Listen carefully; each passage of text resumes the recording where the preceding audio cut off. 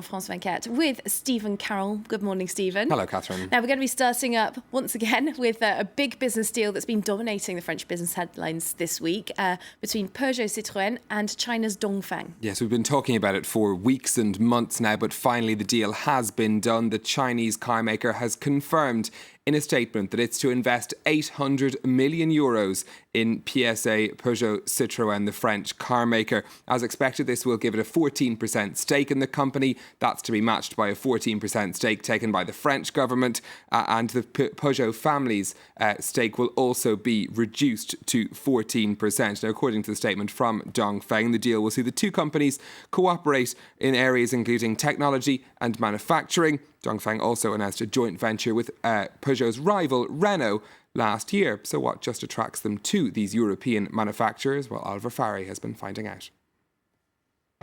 Relations haven't always been so warm between PSA and Dongfeng. The Chinese company, meaning East Wind in Mandarin, came into being in 1969 at the height of the Cultural Revolution by decree of Mao Zedong.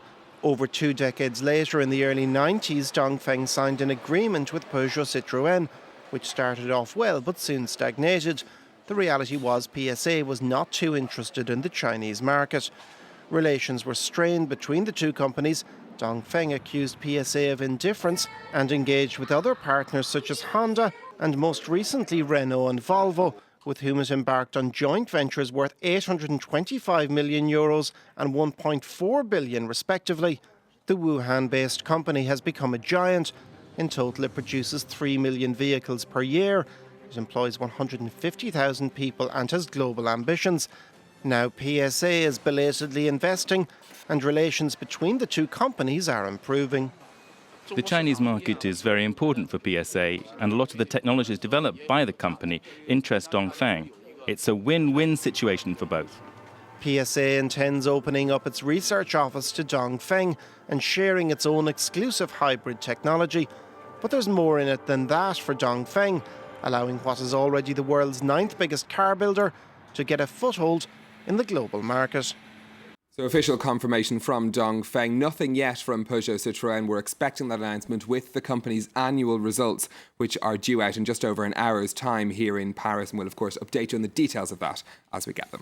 Now, one might expect at this point that there would be a reaction on the markets to this news. Yeah, well, Dongfeng shares, you might remember, were suspended yesterday. This we now know was because the details of that deal are being ironed out. In Hong Kong today, though, the shares are trading down 0.9%.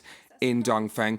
It depends really on how you view PSA as a good or bad investment, really. Obviously, the markets don't think that it's necessarily a very good idea for the initial reaction. Exactly, for them to get involved. Although, as we say, we don't have the full details of how it's going to work out until we get those results from Peugeot Citroën later. Elsewhere in Asia, though, a fairly lacklustre day, as you can see across the markets there. The Nikkei slipping back after its huge gains yesterday, closed up 3% after the announcement from the Bank of Japan that it was topping up its monetary stimulus. Let's take a quick look at how things are finishing on Wall Street, how things finished on Wall Street rather, as well. The Nasdaq leading the fairly meagre gains there. The tech-heavy index boosted by speculation that Apple might be interested in buying the electric car maker Tesla.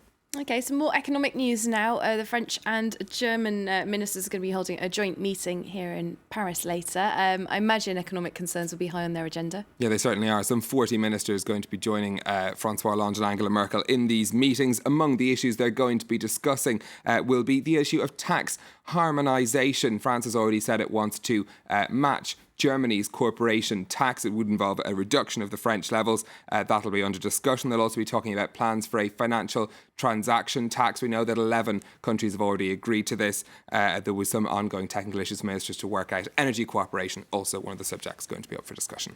Thanks very much, Stephen Carroll, for that first look at the business news here on Live from Paris. Stephen back in an hour's time. For us now, though, we're going to take a look at web news, starting off with